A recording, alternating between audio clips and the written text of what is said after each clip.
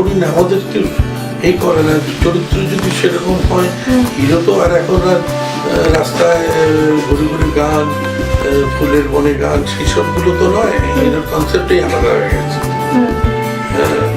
একটা ফিল্ম চাই আসছে বাবা, তাতে আমি নাম ভূমিকায় আপনি কি বাবার চরিত্র অভিনয় করেছেন? আমি একটা বাবা, একটা সঞ্জীব।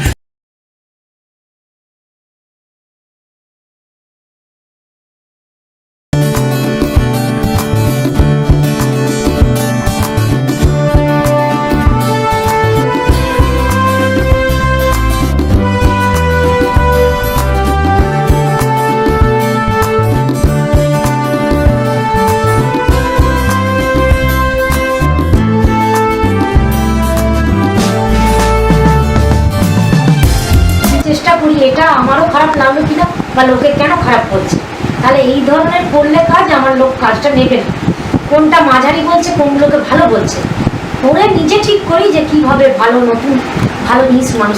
ওটা তো সেলফ রিয়েলাইজেশন, ওটা তো আত্মসমালোচনা এবং আমার নিজস্ব আত্মসমালোচনা, পর্যালোচনা, এটা আমার।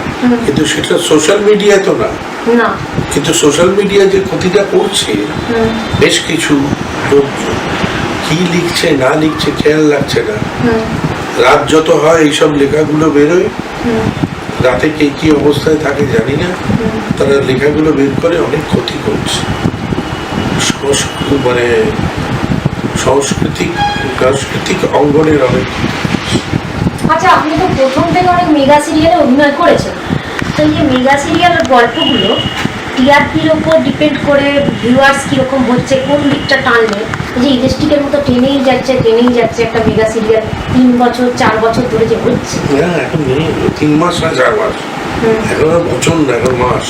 হ্যাঁ, তো এই পরিবর্তনটা কিভাবে হলো যদি দর্শকদের কোনটা?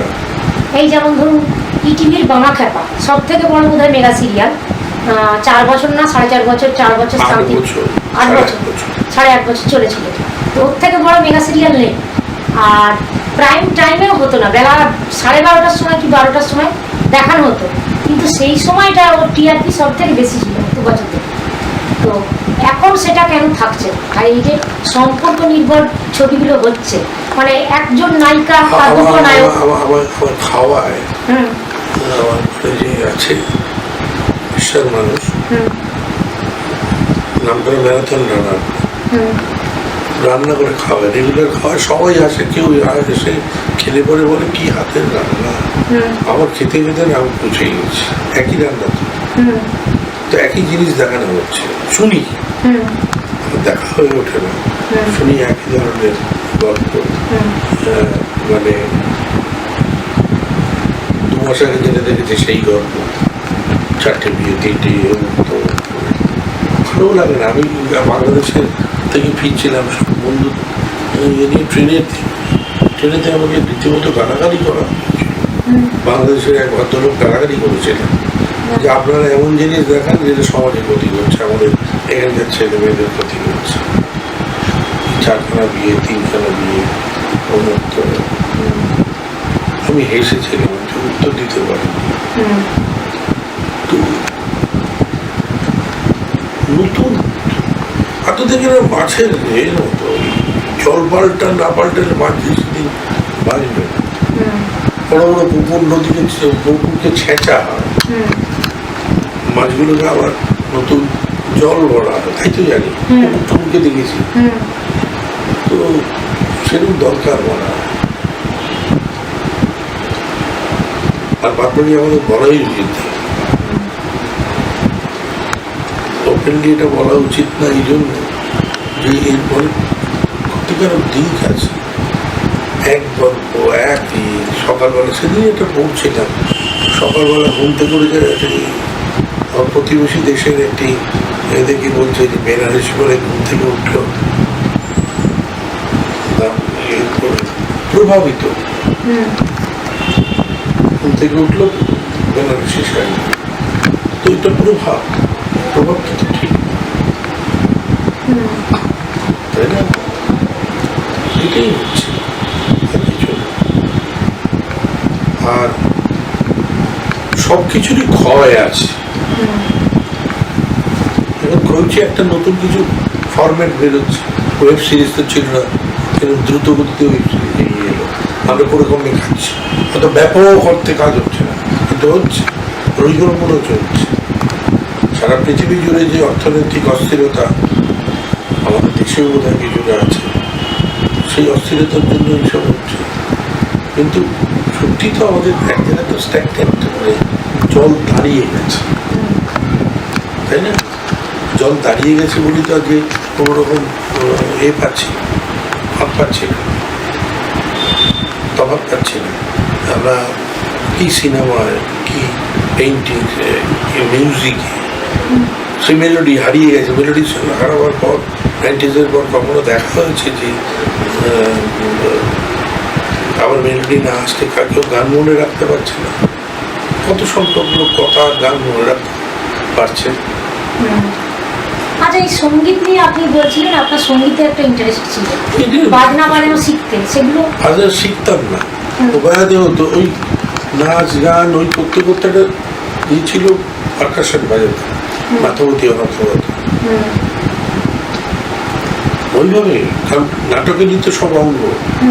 2 বছর গান শিখেছিলাম দেবাশিস দাশগুপ্তর কাছে, সঙ্গীত শিখেছি, কিছু জানি না কিন্তু ধারণাটা নেই অর্ঘ সেনের কাছে। তো ওগুলো মানে হরিনাম খাবলা খাবলা করতে হয়, তো সেই জন্যই করতে হয় যাতে আমি এই করতে পারি, মানে কি বলবো, কোথাও কোনো কিছু করতে গেলে যেন লাগাতে পারি সেই কাজ। তা একটু বলি, ভালো সিনেমা যেমন ধরুন সার্কাসের ঘোড়া, আপনাকে সার্কাসের ঘোড়ার না, আপনার নম্বরটা আমি ওখান থেকে দেবাশিস ঘোষ, ওনার একটা ইন্টারভিউ নিয়েছিলাম।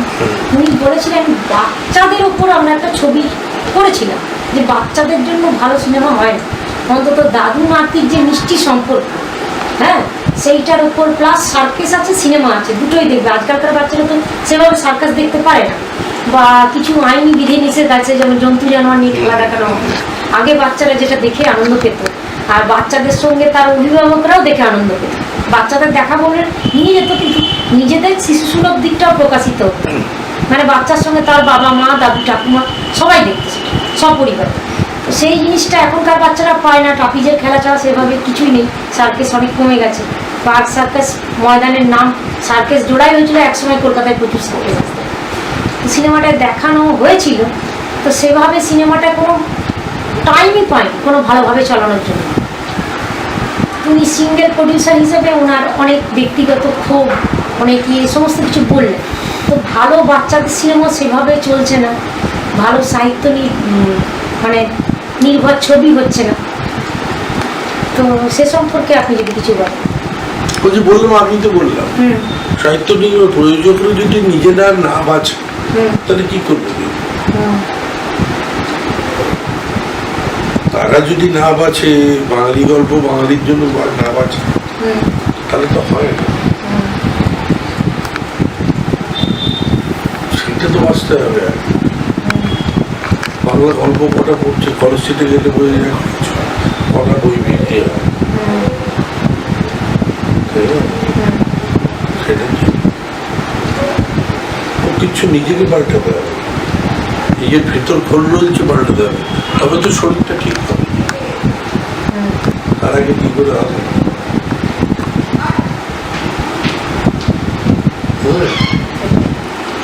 আর ভবিষ্যতে কোনো বড় কাজের সঙ্গে যুক্ত হচ্ছে সেটা বলছি না। এটা কবে ছাড়া হবে বলো, দুটো খবর দিতে। তারপর একটা শিবনন্দিতার সঙ্গে কাজ করছে, এই 16 তারিখ থেকে শুটিং আরম্ভ। পরের মাসে করছি ধ্রুব ব্যানার্জির সঙ্গে SBF এর একটা কাজ।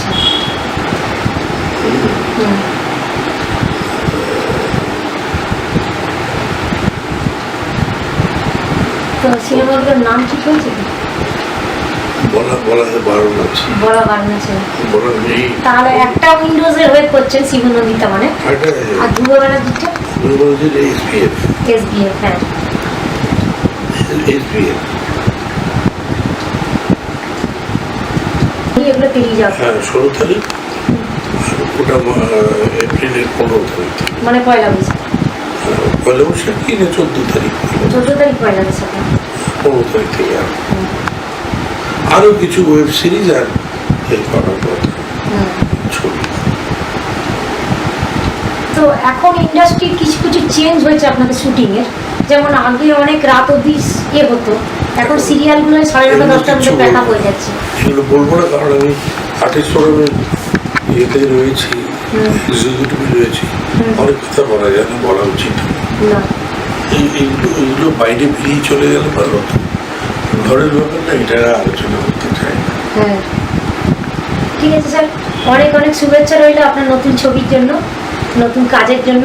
আমাদের দর্শক বন্ধুরা দেখতে থাকবে, আবার আমরা নিশ্চয়ই বসবো, আপনি ভালো কাজ করুন। তো আমাদের ওয়েবের শুভেচ্ছা জানিয়ে দর্শকদের কিছু যদি বলেন।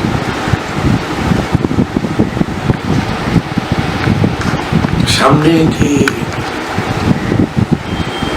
সময়টা আসছে, যে বছরটা আসছে, প্রত্যেকের জন্য শুভেচ্ছা রইল।